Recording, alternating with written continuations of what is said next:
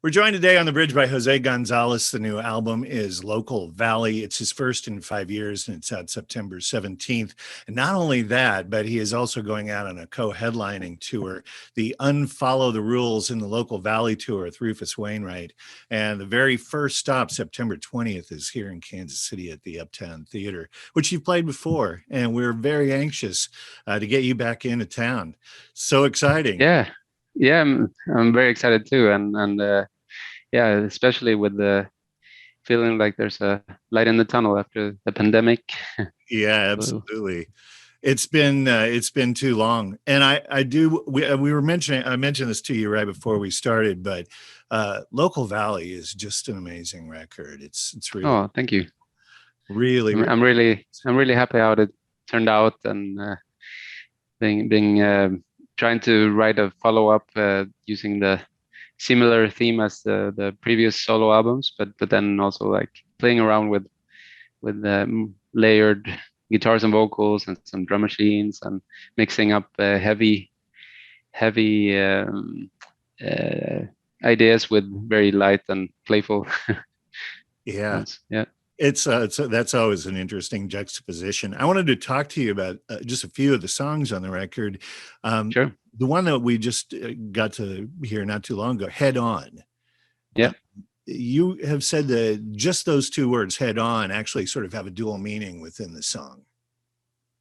Yeah. So head on is straight ahead, like just do things, just deal with whatever your struggles are, and head on, like switching your head on, switching your mind on, and starting to think. And I'm thinking about humanity and how we need to be more rational and we need to figure out things so we don't dig our own graves.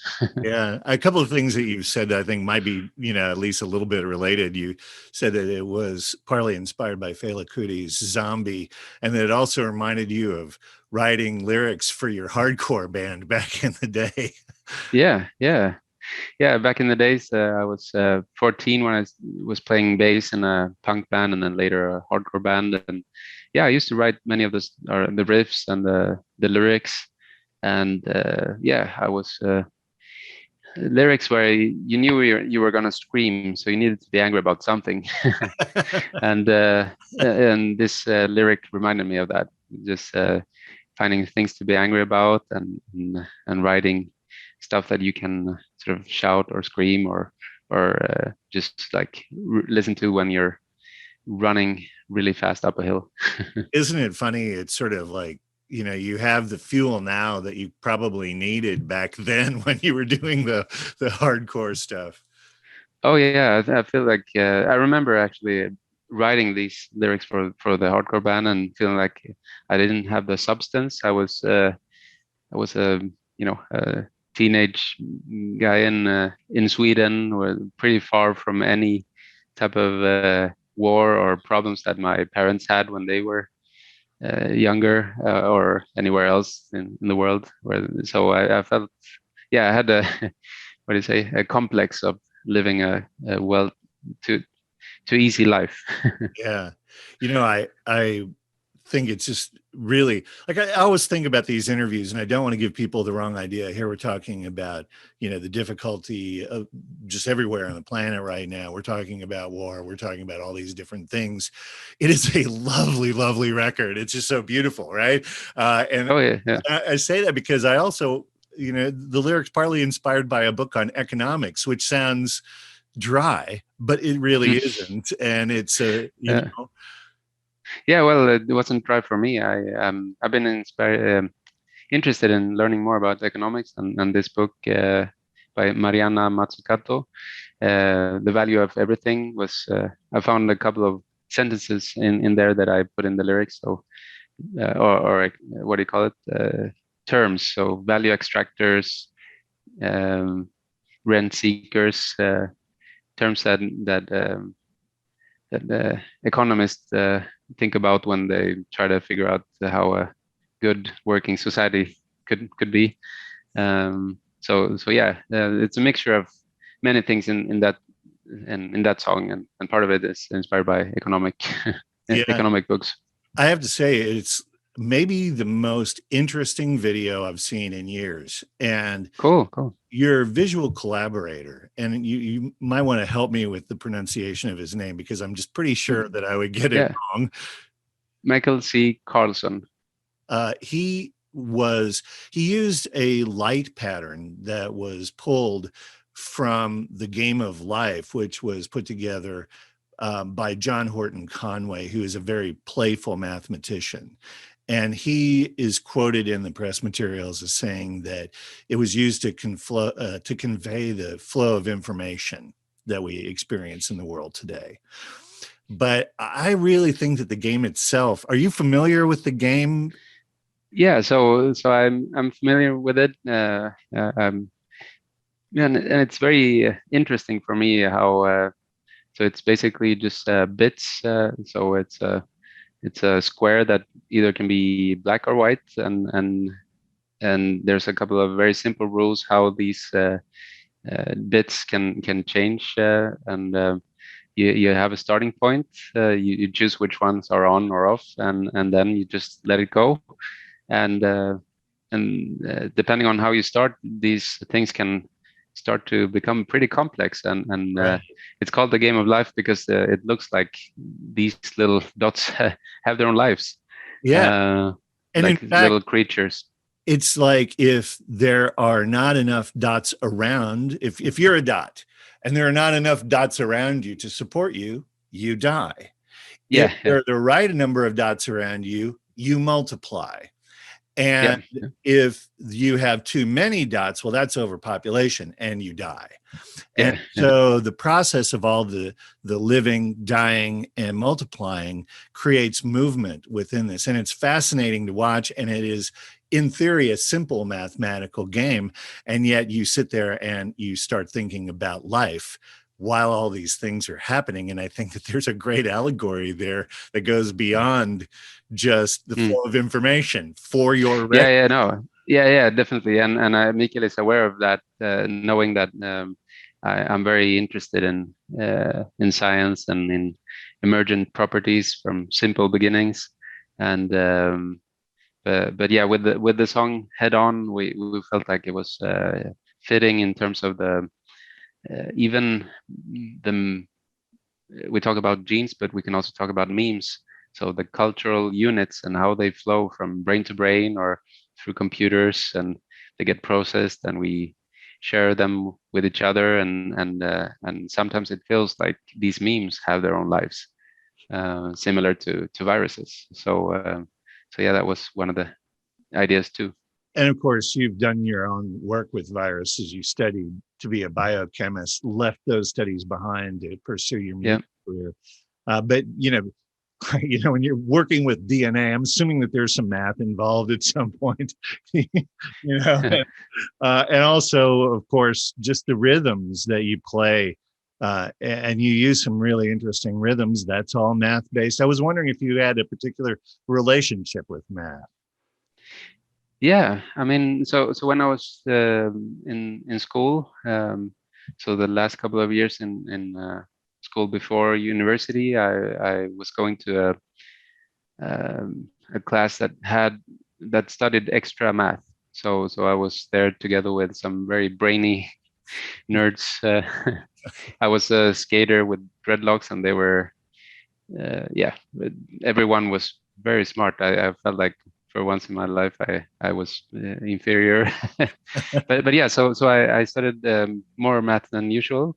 But then once I went into university, I studied molecular biology and biochemistry, and the math there was very simple. It was the plus minus and divide and multiply. It wasn't that much more. So I was a bit disappointed. But yeah, I have a history of like enjoying math when I was younger. Yeah. Our guest today on the bridge is Jose Gonzalez. The new album Local Valley is out September 17th, and he's going to be at the Uptown Theater September 20th, co-headlining with Rufus Wainwright on the Unfollow the Rules in the Local Valley tour. We were talking about the game of life and living and multiplying and dying within that game. And in the song Visions, there's a line, cycles of growth and decay. So it feels like this is just going through the entire record. Yeah, it's I mean, I share the secular humanist worldview, and I I believe in that we have this life that we know we have, but we don't know about anything before or anything after. In fact, most of our common knowledge points to that we shouldn't expect more before or after. So that makes this life pretty precious, and yeah, the things that we do know are coming out of our common knowledge and from science and from our rational discussions with each other, and yeah, so the part about growth and decay, I think, is um, yeah, that's how life works. If you look out in nature, and if you live with that fact, you can sort of, you have a framework to work with, and and to think about how our existence here on Earth as smart apes. Yeah. You know, you have an apartment in Gothenburg, but you also have a home out in the country, and you actually recorded Local Valley at your home studio. And the opening part of Visions, correct me if I'm wrong, but there's sounds of nature, birds, it's quite Yeah, lovely. You recorded that in your veranda?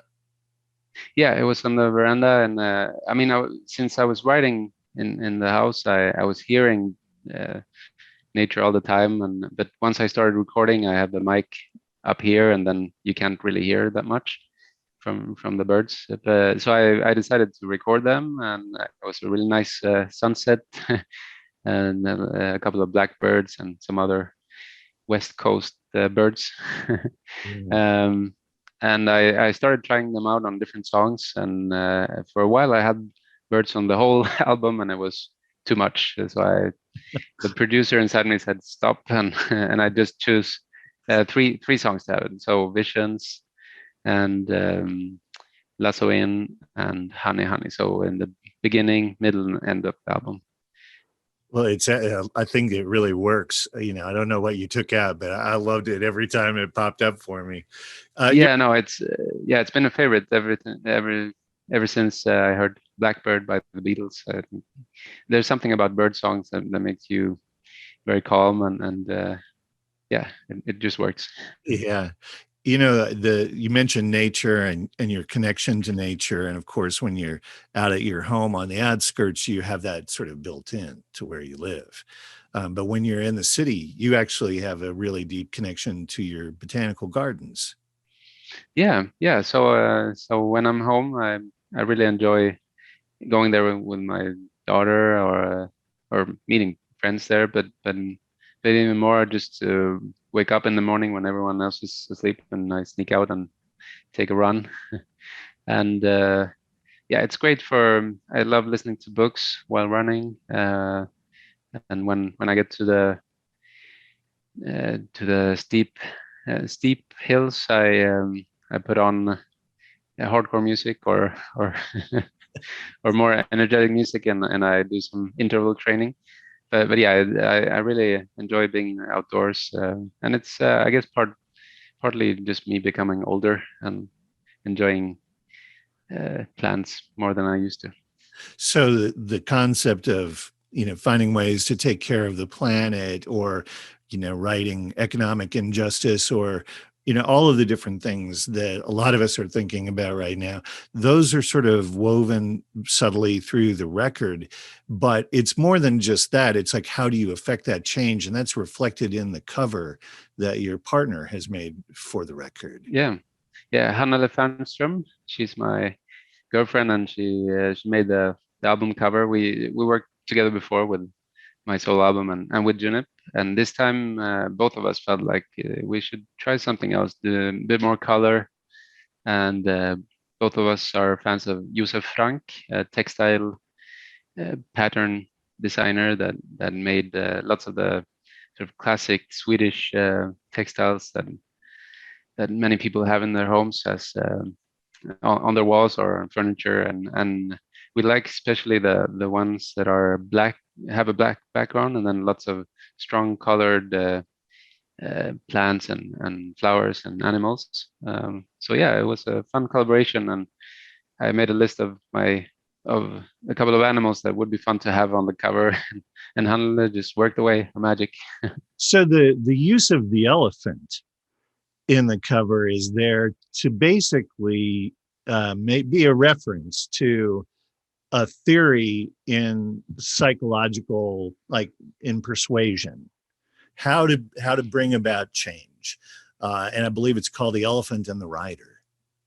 Yeah. I mean, I feel like all animals have their own mythologies and different cultures, and I found it very interesting to have one from a social psychologist, Jonathan Haidt, who uses that metaphor of elephant and the rider as metaphors, as you were saying, of how you can affect change, and you can't only look at the rider and think that's the whole story. You have to see the whole elephant too. That's our subconscious, or yeah. So that's a Well, I think it's fascinating because I think we all have a real problem figuring out how to talk to each other anymore. Right?